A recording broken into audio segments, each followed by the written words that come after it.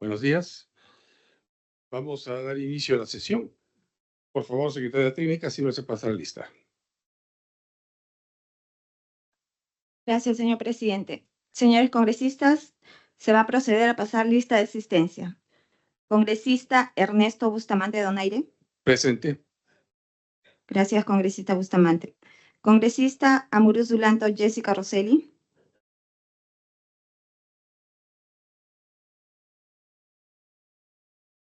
Congresista Salguana Cavides Eduardo.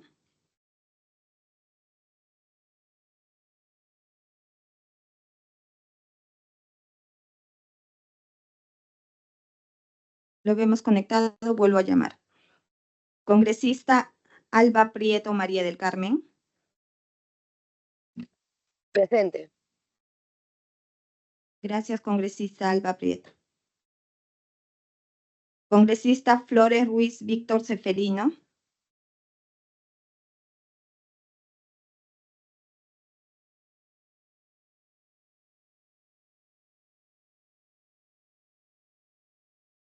El congresista Flores Ruiz manifiesta su asistencia a través del chat. Congresista Limachi Quispe.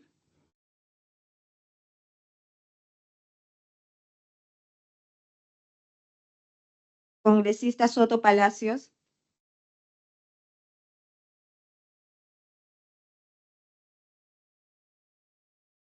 La congresista Limachi Quispe, a través del chat de la plataforma de sesiones, manifiesta su asistencia.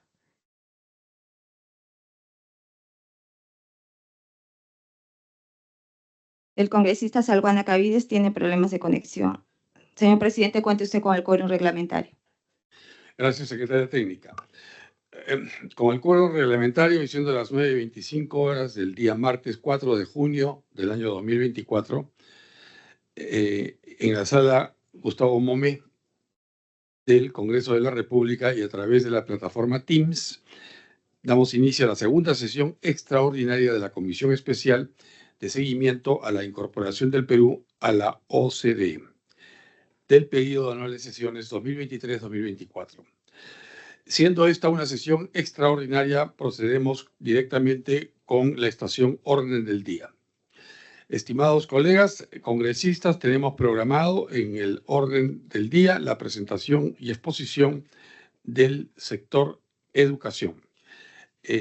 Se cursó oficio al ministro de Educación, señor Morgan Quero Gaime, y mediante oficio 1143-2024, de fecha 31 de mayo, el ministro de Educación, Morgan Quero, informó que no podrá asistir por compromisos asumidos con anticipación, acreditando en su representación a la viceministra de Gestión Pedagógica, señora María Esther Cuadros Espinosa, quien viene acompañada de otros funcionarios a quienes presentaré cuando ingresen. Damos entonces la bienvenida a nuestras invitadas. Por favor, si pueden hacerles pasar. Gracias.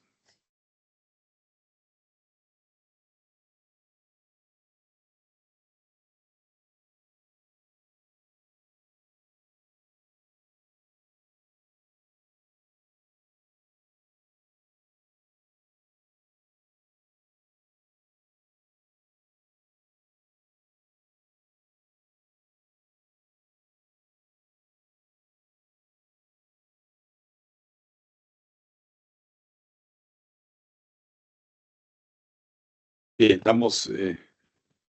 reiniciamos la sesión.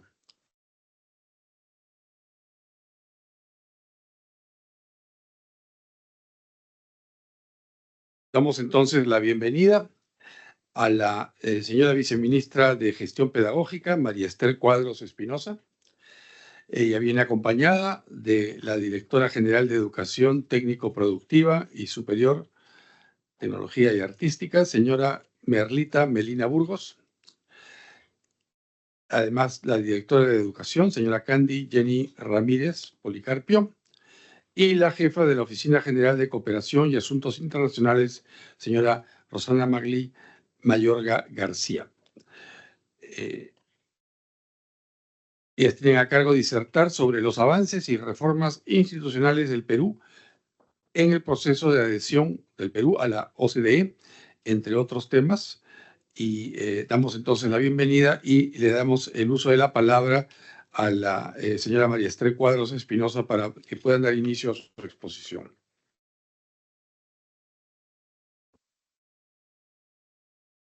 Bueno, muy buenos días, señor congresista Ernesto Bustamante Donaire.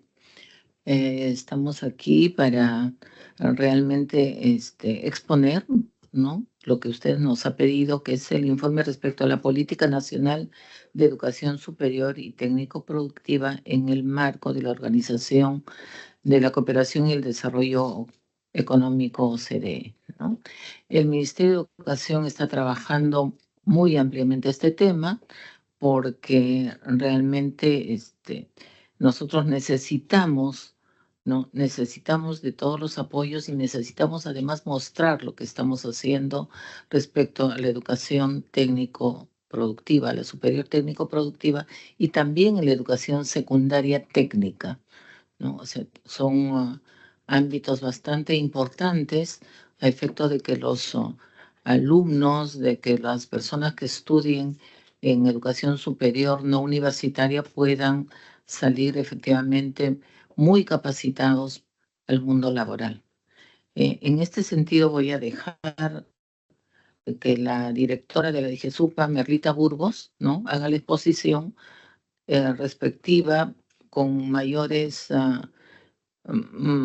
información al respecto para luego probablemente, muchas gracias, contestar a las preguntas que ustedes nos hagan. Bien, muchas gracias. Tiene la palabra la señora Merlita Burgos.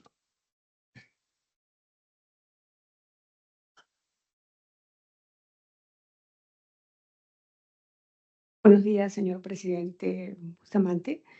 Sí.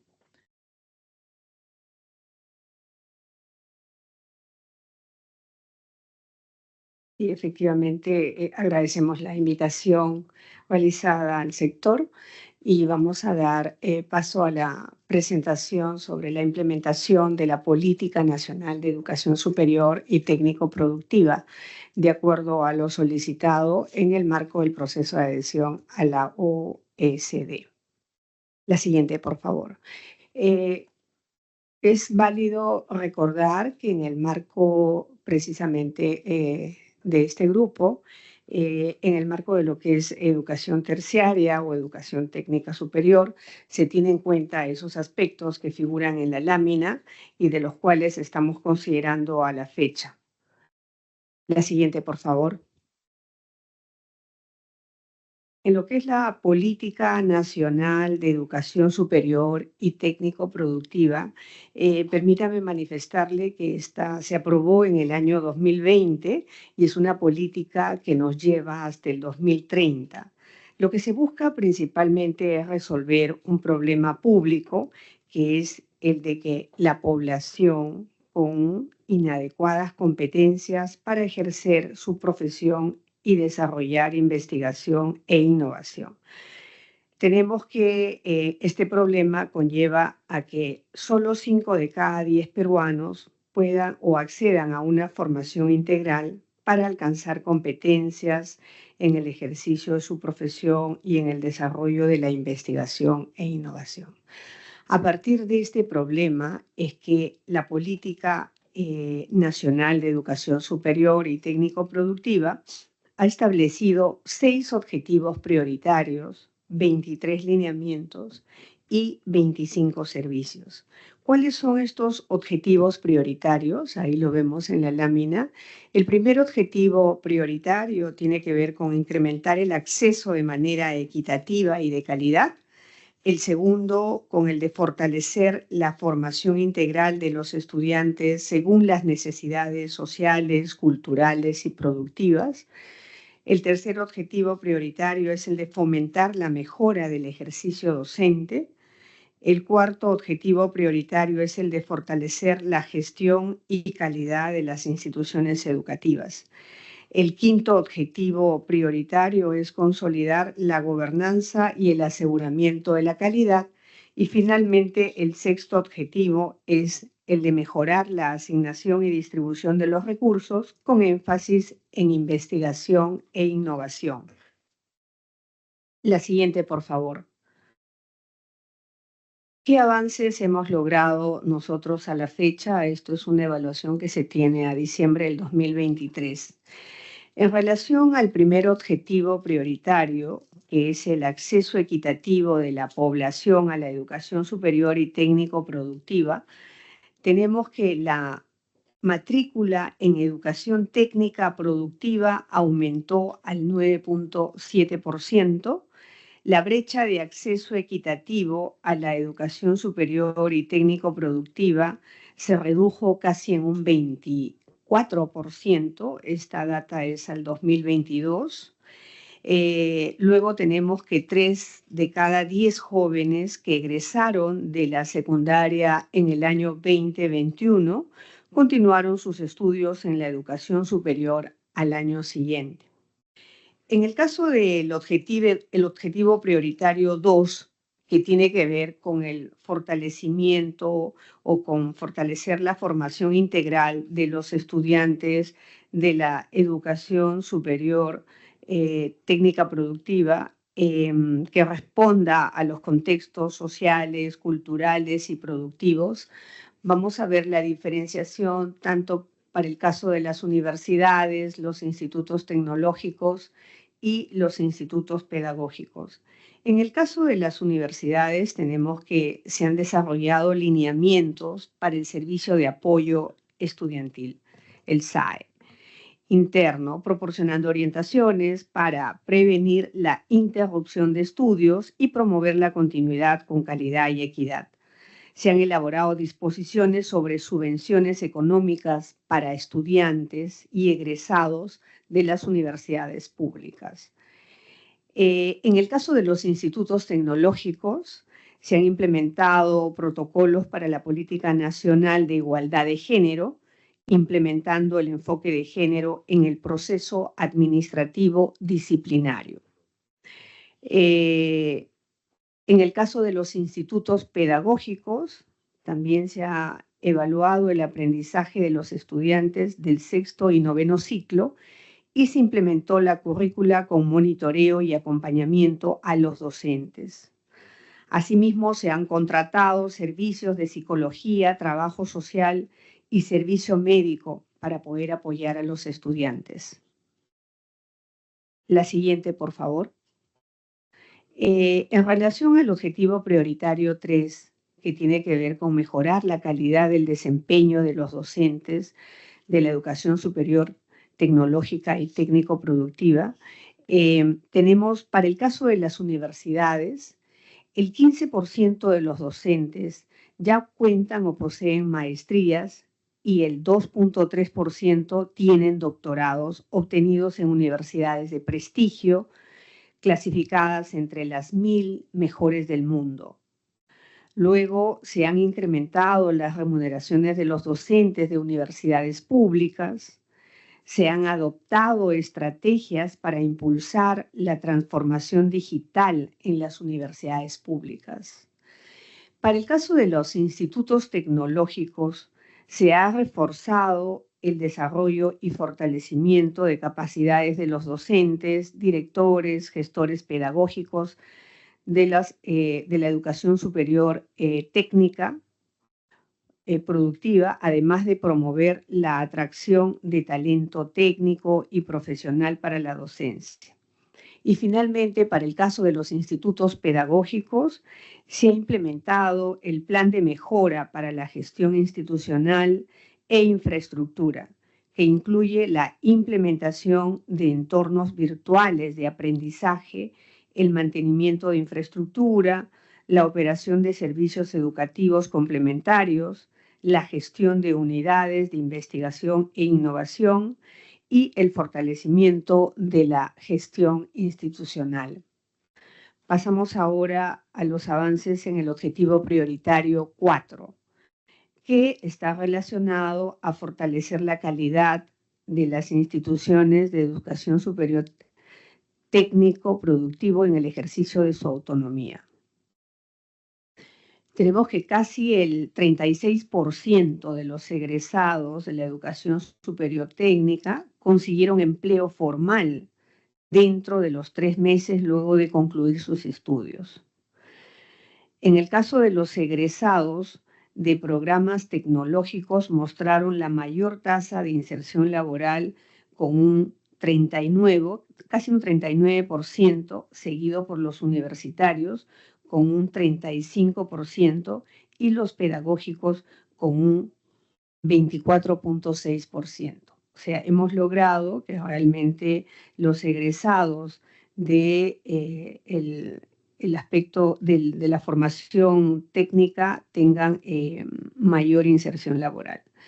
El 60% de los egresados de institutos tecnológicos obtuvieron una titulación oportuna en el año 2023. Y casi el 39% de los universitarios lograron graduarse o titularse al año 2022. Asimismo, el 31% de los estudiantes universitarios han logrado culminar el programa curricular en el plazo establecido según su plan de estudios, evidenciando progresos en la mejora continua de la calidad educativa. Tenemos 26 gobiernos regionales y 104 instituciones pedagógicas que se han beneficiado con la implementación del Plan de Mejora para la Gestión Institucional e Infraestructura de las instituciones de educación superior pedagógica.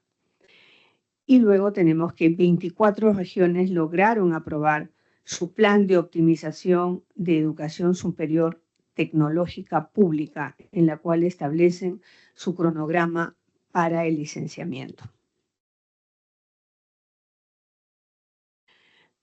La siguiente lámina, por favor. En relación al objetivo prioritario número 5, que está vinculado a fortalecer la gobernanza de la educación superior técnica y el rol rector del Ministerio de Educación, tenemos que en el marco del ranking mundial de universidades, son 4 las universidades peruanas que se han clasificado dentro del top de las 1000 del QS World Universities Ranking, ¿no? Que están catalogadas como que tenemos 4 universidades dentro de ese ranking, el más importante a nivel mundial.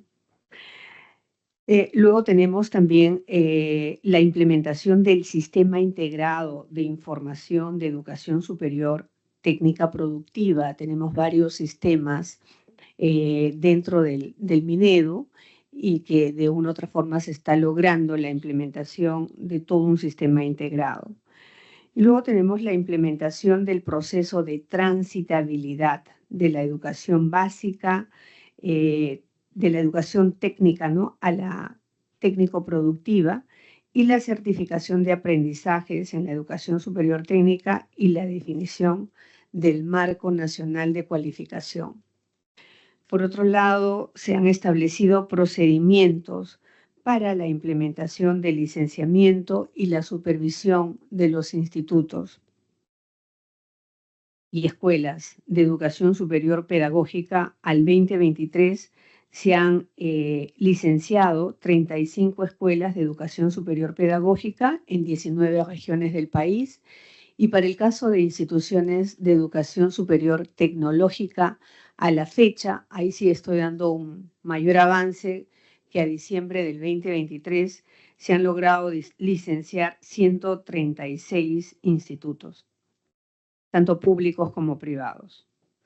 Se cuenta con la certificación del Sistema de Gestión ISO 37001-2016 para 2 tipos de procedimiento.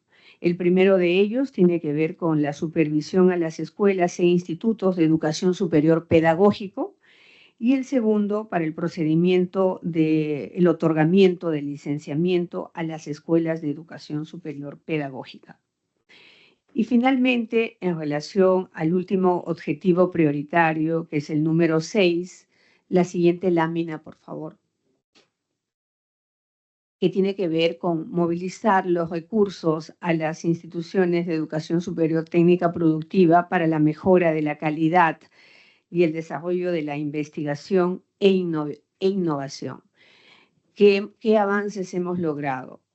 En primer lugar, el 9% de los docentes de educación superior universitaria en el Perú estaban registrados en el RENACIT, que es el Registro Nacional de Ciencia y Tecnología, mientras que menos del 0.5% de los docentes investigadores participan en institutos y escuelas. A su vez, también tenemos 23 universidades peruanas que han alcanzado la producción científica de alto impacto, lográndose un verdadero incremento significativo. Tenemos la asignación presupuestaria para la educación superior y técnico-productiva, ha representado el 16.7% y el 16.9% del total educativo entre los años 2022 y 2023. Tenemos que el gasto anual por estudiante en universidades públicas aumentó de 11.646 soles a 13.370 soles entre los años del 2022 y 2023. Asimismo, en el caso de los institutos tecnológicos, en el 2021 el gasto fue de 5.812 y en el año 2022 de 7.328 soles, observándose un incremento por estudiante, y en técnico productivo el gasto por estudiante también aumentó de 1.869 en el año 2021 a 3.474 en el año 2022. Por otro lado, se ha implementado el modelo de servicio educativo tecnológico de excelencia IDEX.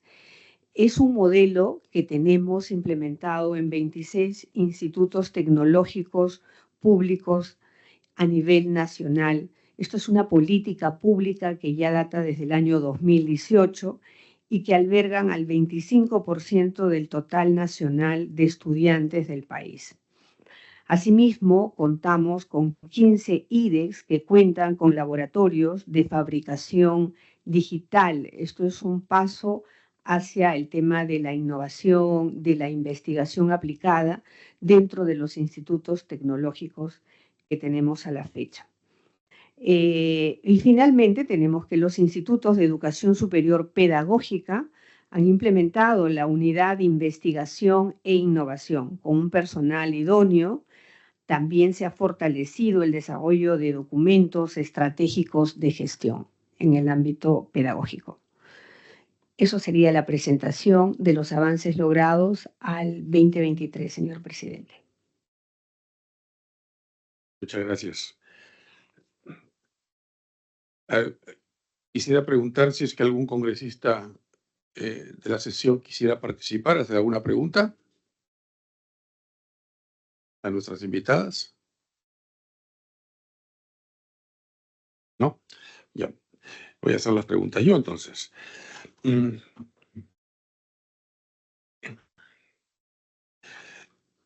quisiera preguntar, ¿cómo es que estos seis objetivos, o llamados 6 objetivos prioritarios hechos en el año 20, cuadran con aquellos puntos señalados en el informe económico de la OCDE respecto de Perú, publicado el año pasado? ¿Cómo es que nos estamos ajustando? La idea es cómo es que estamos ajustándonos a lo que la OCDE podría requerir de nosotros como país en el sector de educación.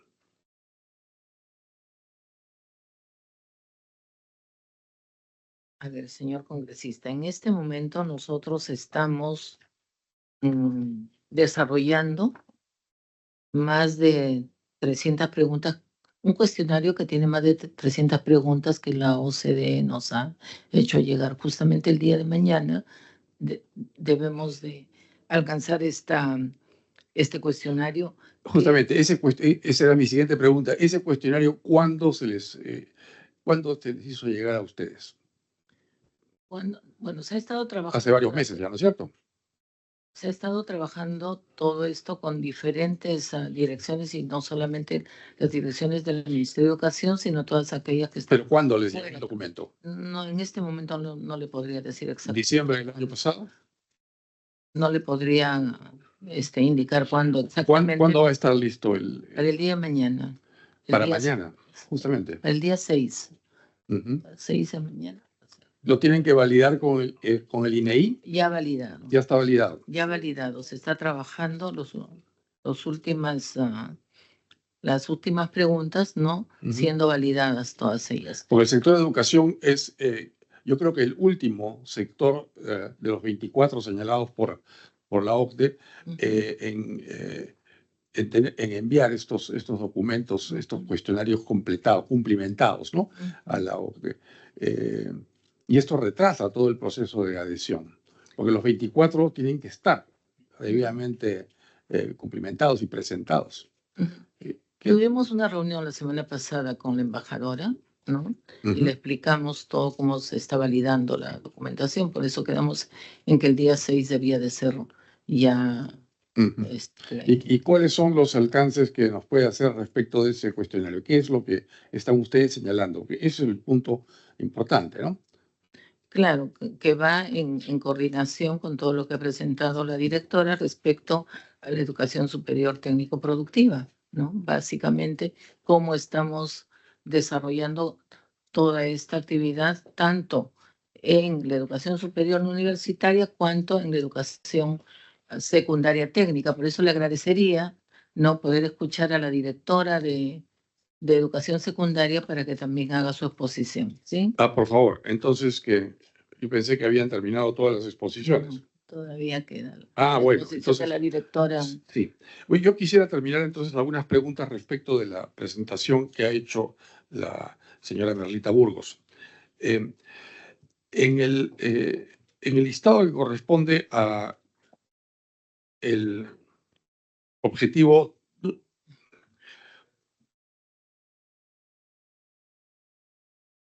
¿Tiene alguna cosa que consultar? Disculpe.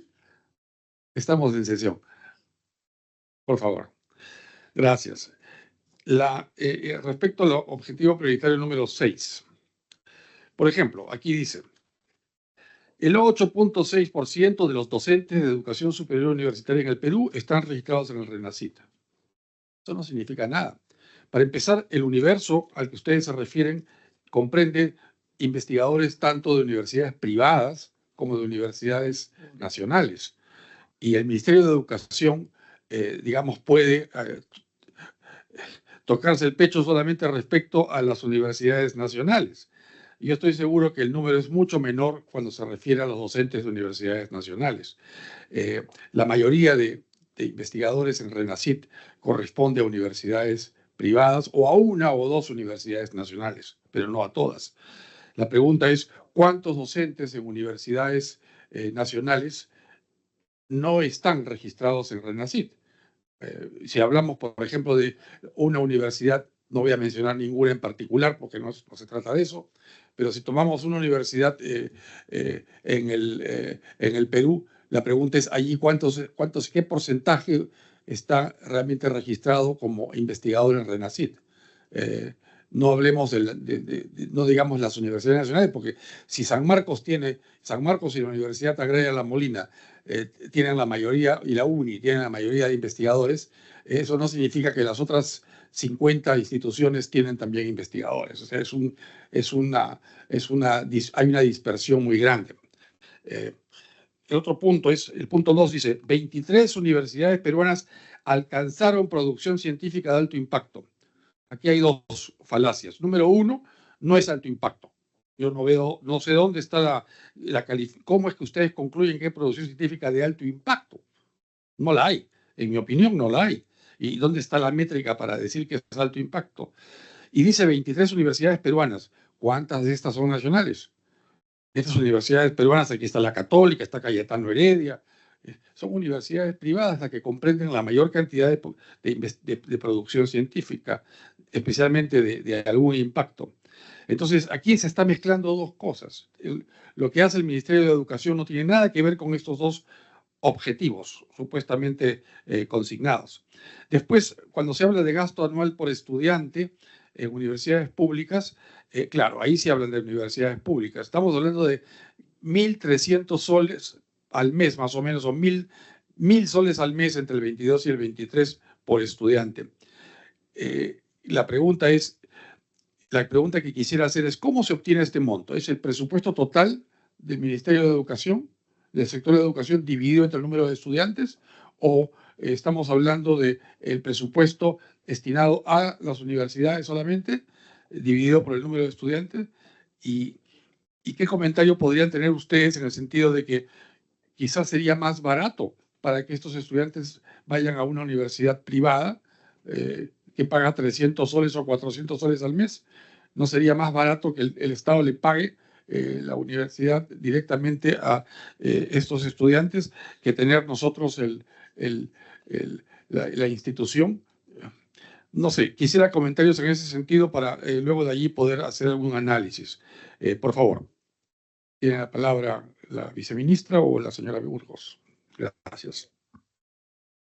A ver, respecto a la pregunta que usted hace de los profesores universitarios, ¿no? Investigadores.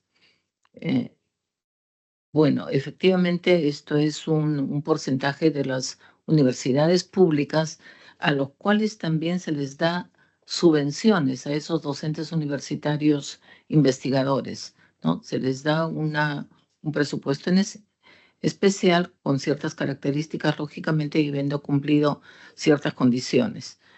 Lo que no podemos decir respecto a universidades privadas. Disculpe, no entiendo el Y concepto luego, de las subvenciones. ¿Por qué menciona lo de las subvenciones? La subvención es el 50% del sueldo. Eso es lo que se le paga a un profesor que tiene una calificación de investigador. sí, pero tiene que tener condiciones específicas, porque no todos los investigadores, por ejemplo, tienen publicaciones en revistas especializadas o en documentación especializada a nivel nacional e internacional. No todos, es verdad. No todos. Y no todos los que tienen esas publicaciones realmente tienen publicaciones. Usted sabe que hay en este momento un gran problema con las publicaciones y la venta de publicaciones. Y la Comisión de Ciencia y Tecnología a la que yo pertenezco, tenemos un grupo de trabajo que tiene condiciones de comisión investigadora. Y hemos aprobado pasar a condición de investigado a una serie de funcionarios, tanto de la SUNEDU como de CONCITEC, precisamente porque la calificación de investigadores está hecha incorrectamente, por no hacer ninguna calificación en este momento. Y entonces yo realmente no prestaría ninguna importancia al número de, entre comillas, investigadores. Son personas que han tratado de conseguir esta calificación de RENACYT justamente para con ello poder tener un suplemento salarial que le otorga el Ministerio de Educación mediante un bono. Entonces, ha devenido en corrupción este problema. Por eso yo no veo que esto sea realmente un avance. Para mí es un retroceso. Es una visión negativa. Yo no sé cómo podemos presentarnos a OCDE con una situación así. Me parece dramático. Por eso estoy muy interesado en ver qué cosa se ha contestado en ese cuestionario, porque si esto es lo que se está contestando, está mal. No podemos nosotros decir de una manera completa el 8.6% de los docentes de educación superior y universidades están registrados en el RENACYT. Sí, pues, pero ¿cuántos de ellos son de la Universidad Nacional y cuántos de ellos están allí cuando no deberían estar? Porque tenemos, por ejemplo, especialistas en educación o en pedagogía o que tienen publicaciones en física nuclear o publicaciones en biología molecular del cáncer. O gente que no conoce el tema, o publicaciones en tecnología digital. Es obviamente plagio, es obviamente compra de publicaciones. Eso no podemos mostrar nosotros como un logro. Al contrario, es un demérito. Entonces, por eso mi pregunta va en ese sentido. ¿Cómo es posible que nosotros listemos esto como un mérito cuando en realidad es al revés? Bueno, señor congresista, las subvenciones están dentro del presupuesto de la SUNEDU, no es el ministerio que le da, ¿no? Sino de acuerdo a la ley de presupuesto, ellos lo tienen en su presupuesto específico. Entonces, de allí es que se les da las subvenciones. Por otro lado, todas las preguntas que usted haga, se las podemos contestar por escrito, ¿no? Sustentando todo esto.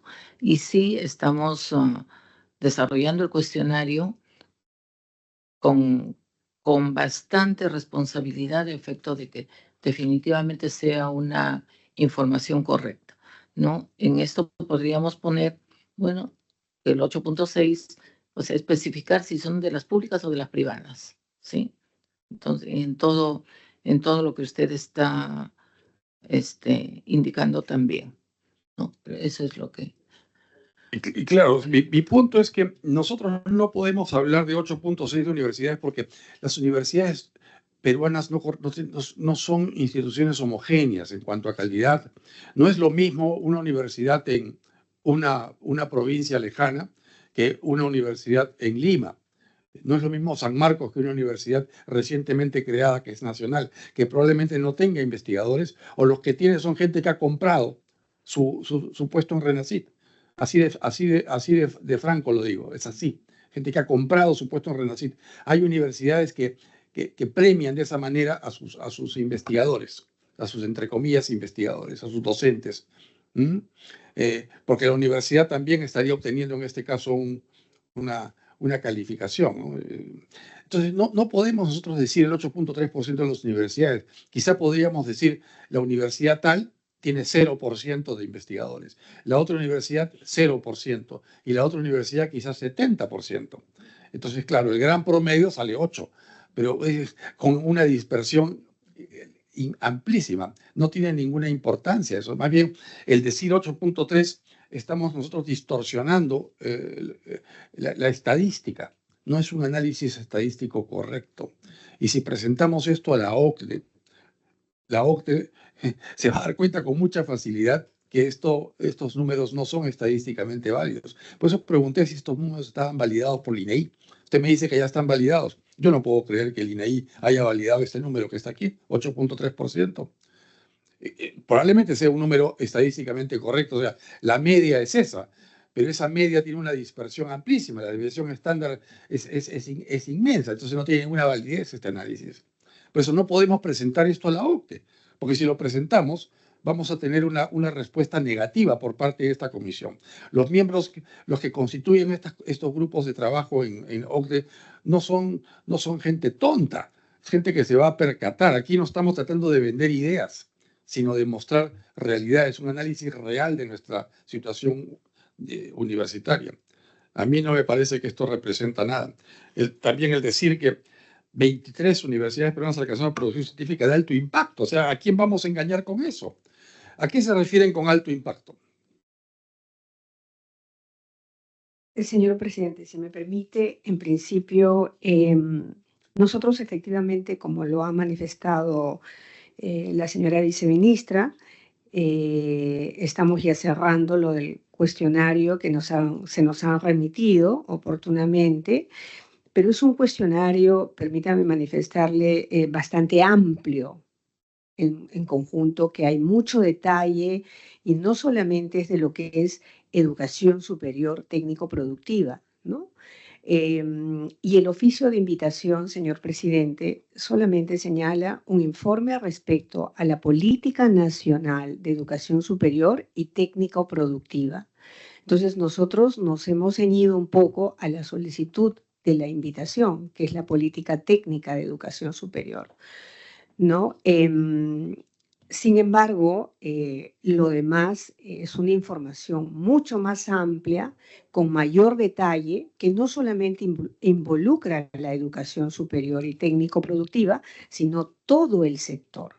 Entonces, en dicho cuestionario hay mucho más detalle. No es nosotros lo que hemos querido presentarle en esta mañana es un poco la foto de los avances que tenemos al diciembre del 2023. No quiere decir que bajo esta estructura se esté respondiendo o se esté contestando en el cuestionario, porque el cuestionario tiene otro formato, otro desarrollo, ¿no? Entonces nosotros nos hemos limitado a la solicitud que nos han hecho y es por eso que hemos querido darle estas grandes pinceladas y a partir de eso, como bien lo ha manifestado la señora viceministra, podemos hacer mayor detalle. Si usted nos ha solicitado, si nos solicita también hacer un detalle de todo el cuestionario, también lo podemos presentar. Pero el cuestionario no es motivo de una presentación porque es bastante extenso. Yo lo he avisado el día de ayer. Sí, es correcto. Este no es el cuestionario, no es algo que nosotros estemos invocando para esta reunión, pero ustedes han presentado hoy estos datos que están aquí y estos datos de alguna manera deberán estar formando parte del cuestionario. El cuestionario comprende educación primaria, secundaria y superior. Ustedes aquí están hablando de superior técnico productiva. Yo lo entiendo, eso lo tengo claro. Pero son justamente estos datos que ustedes han presentado hoy, aquellos que estoy cuestionando, y especialmente cuando menciono el cuestionario es porque nosotros no conocemos el contenido de las preguntas del cuestionario, solo lo saben ustedes. Y porque es el sector el que debe responder. Entonces mi argumento era, o es que si ese cuestionario refleja análisis como el que estoy viendo aquí para universidades, entonces me parece que estamos llevando a error al sector frente a la OCDE.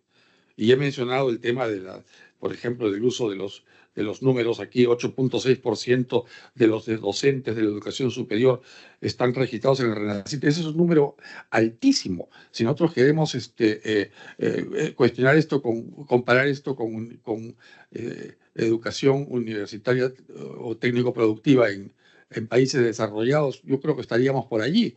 Pero es que, claro, ahí estamos hablando de una dispersión mucho menor, donde casi todas las instituciones son más o menos parecidas, ¿no?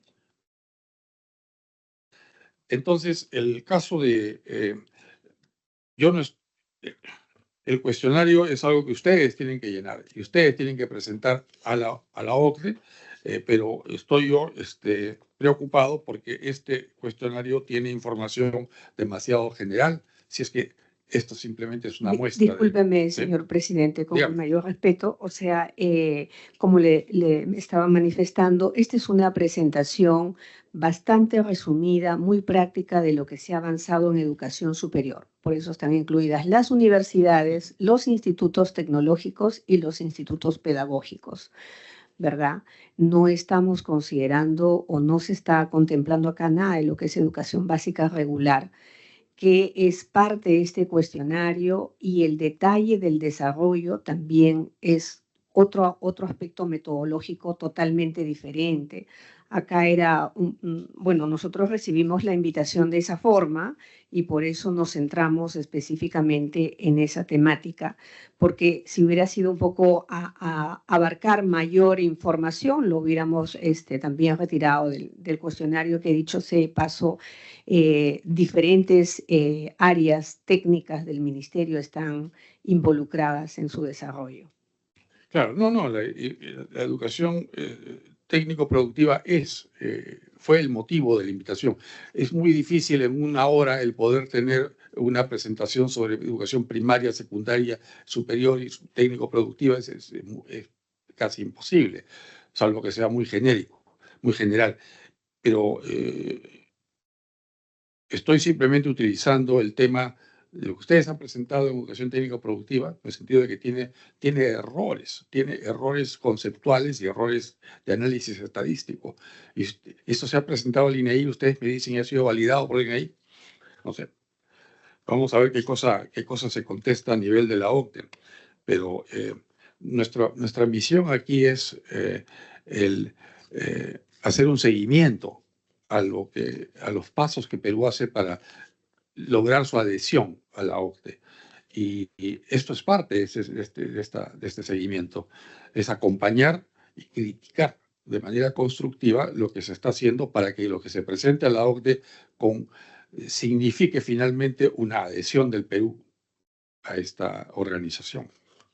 Totalmente de acuerdo, señor presidente. Entonces, por eso manifiesto mi preocupación, porque los números que están aquí no representan realmente un análisis estadístico correcto, sino están utilizando, están mezclando cosas que tienen, que van a dar lugar a una gran dispersión cuando se establece la...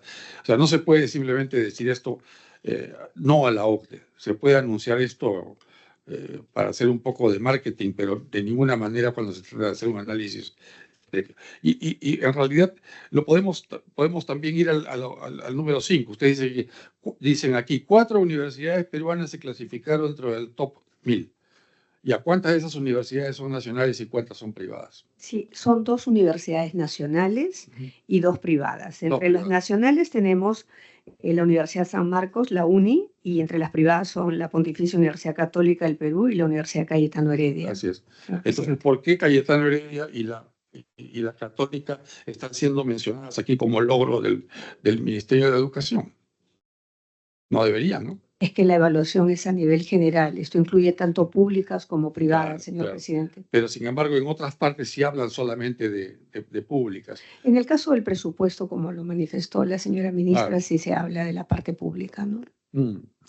Me parece a mí que lo correcto sería mencionar 2 universidades peruanas nacionales y 2 privadas se clasificaron, un total de 4. Pero aclarar esto, ¿no? Si no se está presentando como que es un logro del Ministerio de Educación, y no lo es. Es a pesar del Ministerio de Educación que hay 2 universidades peruanas privadas allí.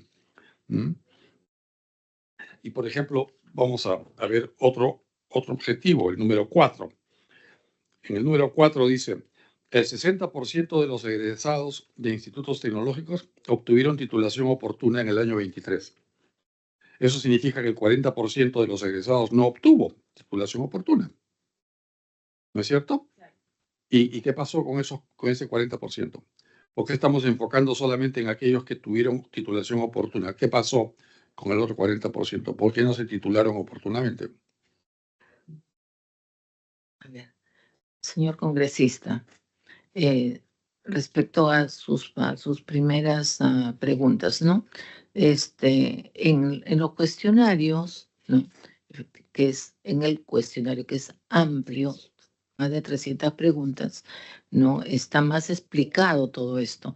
Esta es una presentación general que se está haciendo y sí tiene razón en el sentido de que debemos de focalizar cuáles son las públicas, cuáles son las privadas, ¿no? Para evitar lo que usted dice y no es tanto así que el ministerio como que se irroga esta situación de mejora en las universidades públicas o en las instituciones superiores no universitarias.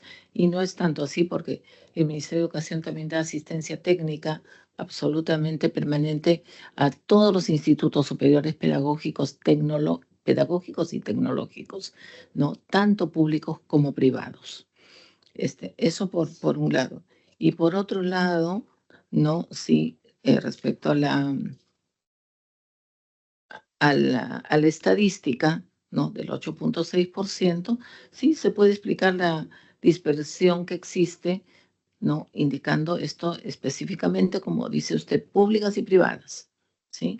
Pero no es que estemos lejos de la información real que estamos dando. Ahora tendríamos que conocer en general cuáles son las preguntas del cuestionario y y la forma como se está contestando, no teniendo en cuenta esto que es un resumen solamente de lo superior tecnológico.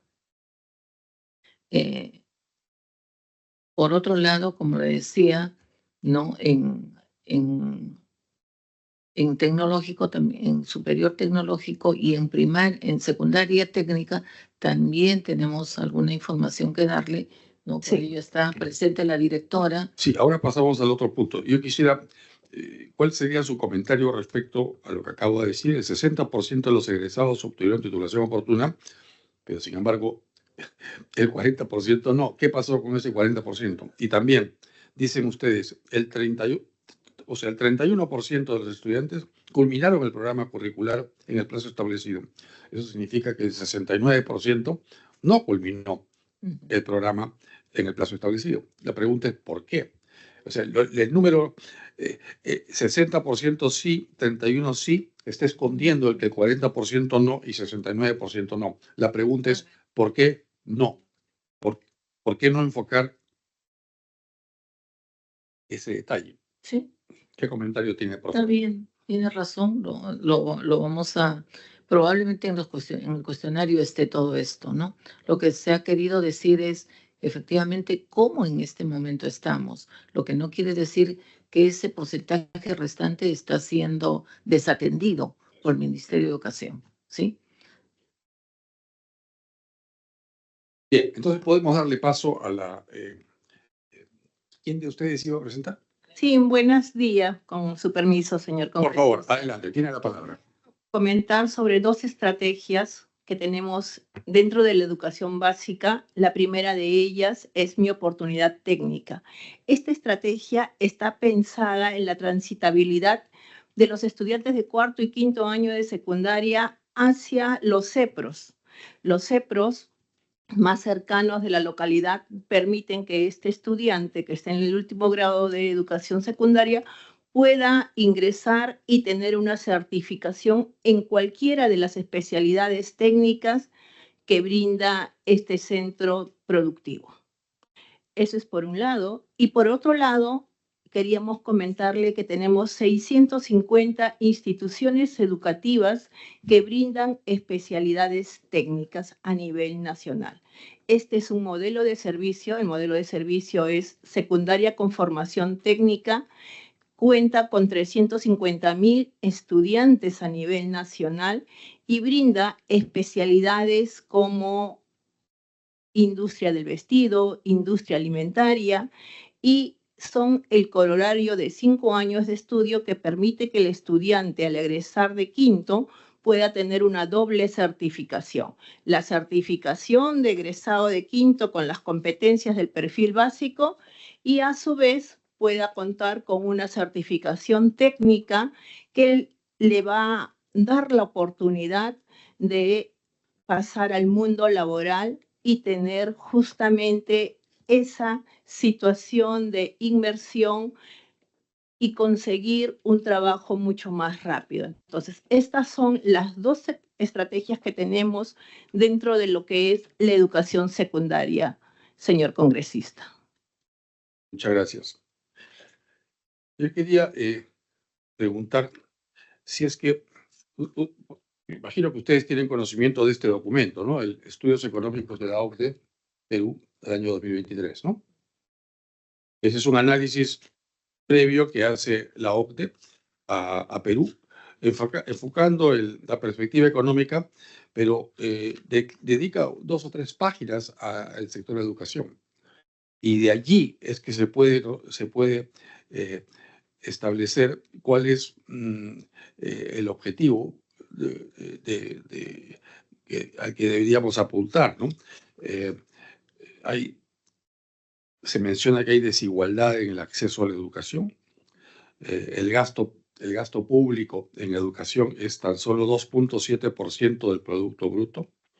Eso en el año 2018 no ha mejorado tanto en el 2023, pero eso es muy bajo en comparación con el promedio de 4.7% en la OCDE. Entonces, la pregunta es, ¿por qué no estamos acercándonos al 4.7%? Si nos acercamos, ¿en qué estaríamos gastando? O sea, yo esperaría que ese sea el tipo de aproximación que hacemos en una presentación como esta, ¿no? Porque la idea no es evaluar si es que ustedes han mejorado aulas, por decir, o si han mejorado cosas que no implican necesariamente una mejoría en la calidad o en el nivel educativo. Entonces, yo no sé, bueno, es evidente que ustedes no lo han tenido para la presentación de hoy, pero yo pediría, señora viceministra, que se nos pueda informar por escrito específicamente cómo es que el sector de educación está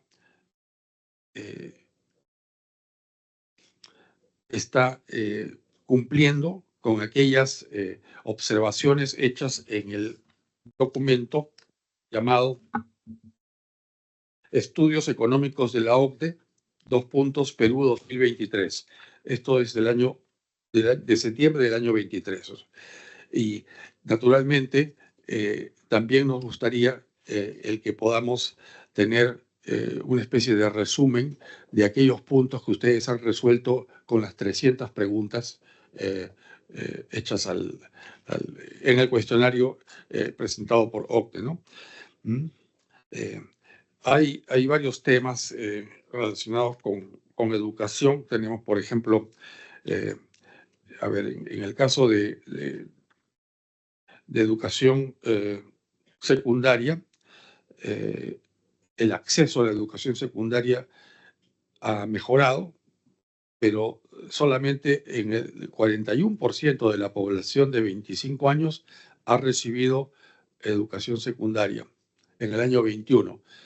Es una mejora respecto al año 2010, donde el 36% tenía acceso a educación secundaria, pero sin embargo no tenemos todavía una cobertura amplia. Entonces yo veo allí un déficit. O sea, yo pienso que eso es lo que deberíamos empezar a corregir. La educación primaria sí está corregida.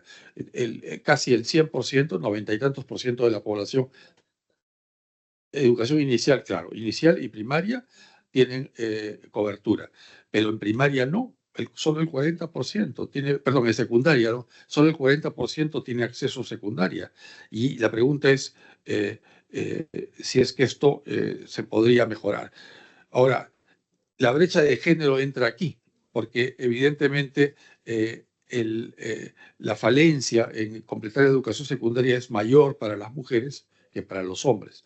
Entonces, el enfoque de género me parece adecuado si se hace en estos términos, ¿no? En cómo mejorar el acceso de la mujer a la educación secundaria y, por supuesto, más adelante a la educación superior. Usted tiene la... por favor, adelante. ¿Me permite, por favor? Sí, con respecto al acceso, es importante precisar que desde el Ministerio estamos haciendo esfuerzos para atender diferentes modelos de servicio educativo. Nosotros no tenemos solamente un modelo como la secundaria regular en las zonas urbanas, tenemos secundarias con residencia estudiantil para aquellos espacios geográficos que tienen dificultades en el acceso. Tenemos más de 100 residencias estudiantiles en las zonas más lejanas del país. Tenemos secundarias con alternancia que buscan que el estudiante de las áreas rurales pueda estar un tiempo en la escuela tradicional y otro tiempo en sus domicilios con maestros calificados que acompañan esos espacios de producción en sus localidades geográficas, secundaria con residencia, secundaria con alternancia, secundaria con jornada escolar completa, donde hay 1.990 escuelas públicas que brindan a los estudiantes 45 horas de labor pedagógica. Y estas escuelas, de estas 1.990, 1.400 reciben el programa de alimentación Caliwarma, ¿no? Desayunos y almuerzos escolares. Entonces, hacemos esfuerzos porque nuestros estudiantes de la secundaria, que usted muy bien lo ha dicho, que todavía tenemos una brecha, que todavía es un pendiente, puedan tener mejores oportunidades. Y recordemos que la universalización de la secundaria pública no tiene mucho tiempo de tránsito. Hemos empezado un proceso de universalización de la secundaria hace muy pocos años. Entonces, estamos haciendo esfuerzos porque nuestros chicos y chicas adolescentes cuenten con servicios educativos que estén acorde a sus contextos. Eso es lo que quería informarle, señor congresista. Muchas gracias. Y pregunto yo entonces, ¿cuándo es que esperarían ustedes? Si estamos hablando de una mejora de 10 puntos porcentuales en 10 años, 60 años nos tomará llegar a la universalización de la educación secundaria. ¿Qué se está haciendo para llegar pronto a ello, ¿no?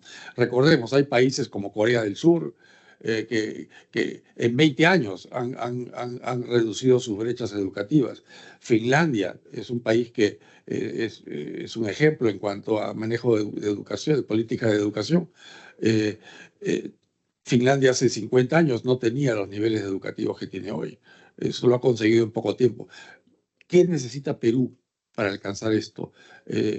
Necesita mejores profesores, obviamente, ¿no? La calidad de los profesores peruanos de acuerdo a estándares de UNESCO, es de solo 60%. Y eso significa que por ahí quizá tenemos que empezar. Si los mismos profesores no califican como para tomar un examen de quinto de secundaria, entonces, ¿cómo podemos esperar que eduquen a nuestros hijos? No se trata tampoco de que les hagan pasar y les digan, ¿sabes qué? Tú ya tienes quinto de media aprobado, sino que se les enseñe, que los chicos, por lo menos los que son aplicados, puedan tener una secundaria de calidad, ¿no?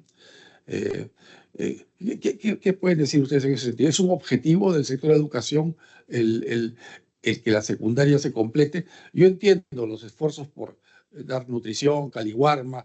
Yo sé que Caliwarma tiene que ver con otro sector, pero está bien que los niños de primaria tengan acceso a un buen desayuno, de manera que no tengan problemas cognitivos relacionados con su desarrollo neuronal. Pero hablemos un poco más, abramos un poco más el panorama y digamos, ¿cuándo es que podemos tener una educación pública de calidad, por ejemplo, para secundaria y por extensión también a la nacional? No tiene nada que ver con que los profesores sean RENACIT, no tiene nada que ver con eso. La cosa va más al centro, ¿no? Es la calidad de los profesores de secundaria y la calidad de los profesores de primaria, de universidad, independientemente de que sean RENACIT o no. Yo no les pediría que sean RENACIT, yo les pediría que sepan, yo les haría exámenes, a ver si saben enseñar. En el Perú existe la noción equivocada de que para ser profesor universitario uno tiene que necesariamente hacer investigación científica. Eso es válido quizá para ciertas disciplinas, como biología, física, pero no para todas. Sin embargo, la ley universitaria peruana comete errores en ese sentido y exige que los profesores, todos, entre comillas, hagan investigación. Entonces, ¿qué ha ocurrido? Muchos fingen hacer investigación. Y esta situación se visualiza con esta falsificación de artículos científicos, compra de artículos científicos teniendo como la métrica es cuántos artículos he publicado en 3 años, entonces, claro, compro 3 artículos científicos para calificar como profesor universitario investigador, cuando en realidad no lo son y en el fondo no tienen por qué serlo. Eso hay que cambiar en la ley universitaria, no tienen por qué serlo. En Estados Unidos, por ejemplo, hay universidades que se dedican solamente a docencia. O sea, no se le exige a sus profesores ser investigadores. Por otro lado, hay universidades que son ejemplos en investigación científica. Allí sí, pero hay universidades para investigación y hay universidades solo para docencia. Entonces, ¿por qué en Perú tenemos que decir que todas son investigadoras? Hemos creado una falsa categoría, la de investigador, cuando uno no lo es realmente. Entonces, por eso yo pienso que no nos deberíamos enfocar en ello, ¿no? Yo no veo como útil para el sector de educación peruano el decir, todos, ahora el 8.9% son RENACIT. O sea, ¿a qué aspiramos? ¿A que el 20% sea RENACIT? El 30% van a comprar papers, es lo que van a hacer, comprar papers. Y eso es lo que no queremos. Entonces, yo la verdad quisiera saber, volviendo a mi pregunta original, disculpe que me haya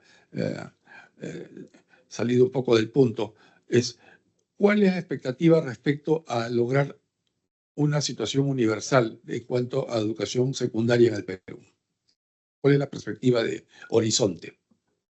¿Y qué estamos haciendo para llegar a esa meta? Por favor, gracias. A ver, señor congresista, nosotros quisiéramos llegar a esa meta lo más antes posible, pero hay una serie de situaciones, ¿no?, que a pesar de los esfuerzos reales, como lo está indicando la directora de Educación Secundaria, se hace a partir del Ministerio de Educación, brindando nuevas formas de servicio educativo a fin de que los alumnos de primaria pasen a secundaria y sean atendidos en las instituciones educativas y especialmente las niñas en las áreas rurales, ¿no? Porque con estas residencias estudiantiles o con la secundaria alternativa, permite que las niñas, la mayor parte de las estudiantes que son mujeres, permite que puedan ir a las escuelas y no queden en el campo. quisiéramos con toda esta diversidad de esfuerzos que hacemos cuanto antes tener la universalización de la educación secundaria, pero lleva su tiempo. Y no solamente es un esfuerzo del Ministerio de Educación, es un esfuerzo general del país en general. Quisiéramos, por ejemplo, acuerdos de las diferentes instancias, instituciones públicas y privadas para trabajar en favor de la educación, ¿no? Quisiéramos que exhortar grandemente a los sindicatos, por ejemplo, ¿no? Porque las paralizaciones realmente van en contra de la atención de los niños. Y nuestro principal objetivo es ese, atender de la mejor manera posible a los niños y a los docentes. Estamos haciendo también grandes esfuerzos respecto a no solamente a la formación inicial del docente, sino a las capacitaciones dirigidas a los docentes en servicio, ¿no? Tenemos en este momento programas serios, programas que estamos desarrollando en convenio con las universidades públicas, ¿no? San Marcos, las universidades públicas San Marcos, la Cantuta, la Universidad de Cajamarca, la de Cusco, la del centro, varias universidades públicas, ¿no? Que en el contexto de un convenio están desarrollando capacidades entre los profesores que ya se encuentran en servicio, ¿no? Entonces, hay una serie de actividades que se van desarrollando y es hasta cierto punto también cierto que las infraestructuras apoyan mucho porque son factores asociados a mejorar los aprendizajes de los alumnos, ¿no? Ahora, lógicamente, con una nueva perspectiva de hacer las escuelas modulares en vez de ser escuelas que cuestan millones de millones, ¿no? En las escuelas modulares una escuela modular absolutamente completa, estaríamos gastando 7, 8, 9 millones, mientras en las otras gastamos 90 o 100 millones de soles, ¿no? Entonces hay una serie, como digo, de factores asociados que se prestan a que el servicio educativo mejore.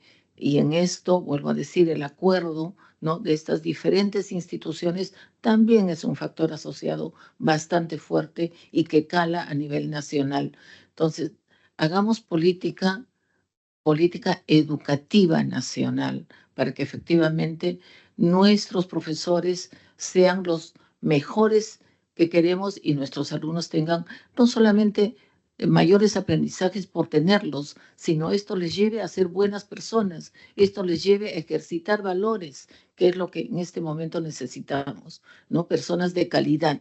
O sea, no trabajemos solamente por los aprendizajes para que tengan una serie de conocimientos las personas, sino que esos conocimientos nos sirvan a todos, como digo, para ser personas de calidad.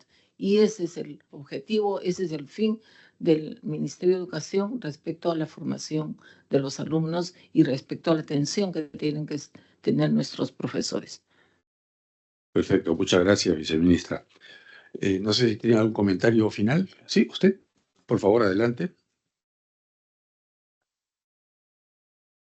Buenos días, señor congresista Bustamante. Para completar y un pequeño comentario final en cuanto a los esfuerzos que está realizando el Ministerio de Educación, quería comentarle también sobre las escuelas Bicentenario. Este año se están inaugurando 31 escuelas Bicentenario con la cooperación del Reino Unido y con la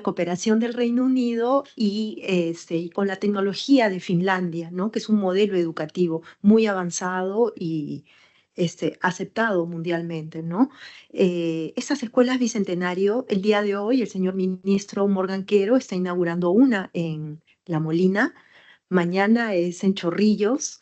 Están dotadas de todos los implementos para entregarlos a la sociedad, al alumnado, ¿no?, para que puedan gozar de una gran infraestructura. ¿Cuál es la característica de estas escuelas? Se construyen en tiempos récord, se construyen en menos de un año. Entonces, hay un programa de 74 escuelas, este año nomás 31. y van a haber 6 en Puno. Y a nivel nacional. Tenemos un cronograma de junio en el ministerio que se ha preparado para la inauguración. Va a ser una inauguración, pero todas las semanas. 2, 3, 2, 3, se van a entregar al alumnado para que pueda gozar de estas escuelas, ¿no? Y a la sociedad, porque no solo estas escuelas son utilizadas por los alumnos, porque también los padres intervienen con las APAFAS, pueden utilizarlas también para hacer actividades, ¿no? La escuela es el centro, ¿no? Es el núcleo de la sociedad, así como el profesor, ¿no? Que es un actor social tan importante, ¿no? Entonces, ese comentario quería hacerle. Y en cuanto a su primera pregunta de cuándo llegaron el cuestionario, llegó en enero del 2024 y ya se está entregando mañana y se ha aceptado también que la misión técnica de la OCDE va a venir entre el 2 y el 6 de diciembre. Ya lo hemos pactado y vamos a esperarlos para poder seguir presentando todos los avances que se han realizado. Muchas gracias. Gracias también. Perdón, señora viceministra, adelante. Disculpe, para complementar lo que ha dicho la directora de Cooperación Internacional, efectivamente estos colegios bicentenarios no tienen nada que envidiar a los colegios privados de acá ni de ninguna parte del mundo. Ojalá y usted puede estar en alguna inauguración o que vaya después de la inauguración a ver cómo funcionan, ¿no? Tenemos las aulas que llamamos flexibles, ¿no? Que ya no son aulas únicas. Las aulas generalmente tienen 60 metros cuadrados. En este caso son 2 y 3 aulas unidas, a efecto de que los alumnos, no solamente de una sección, sino de las otras, interactúen también de igual manera los profesores. Los especialistas del Ministerio de Educación han estado en una capacitación en el mes de abril, ¿no? Ha venido una misión de Finlandia a capacitarlos ya en las escuelas que ahora se están inaugurando, y luego ha habido un día que han ido a un colegio grande, privado, ¿no? De reciente edificación de su nueva infraestructura, y la verdad que no tiene nada que envidiar respecto a los nuestros, nada, ¿no? Entonces, esto es también un avance significativo de la nueva metodología que se tiene que trabajar con los alumnos, ¿no? En este contexto de formar a personas de calidad. Gracias, viceministra. ¿Algún congresista que esté conectado tiene alguna pregunta que hacer? ¿Alguna intervención? Bien. Entonces, con esto queremos agradecer a la viceministra de Gestión Pedagógica, señora María Esther Cuadros Espinosa, y a sus acompañantes, la directora general de Educación Técnico Productiva y Superior Tecnológica y Artística, señora Merlina Burgos, así como la directora de Educación, señora Candy Jenny Ramírez Policarpio, y la jefa de la Oficina General de Cooperación y Asuntos Internacionales, la señora Rosana Magli Mayorga García. Agradecemos a las 4 damas por su presencia y participación en esta sesión, y con ello le decimos que pueden retirarse en el momento que lo consideren pertinente. Muchas gracias.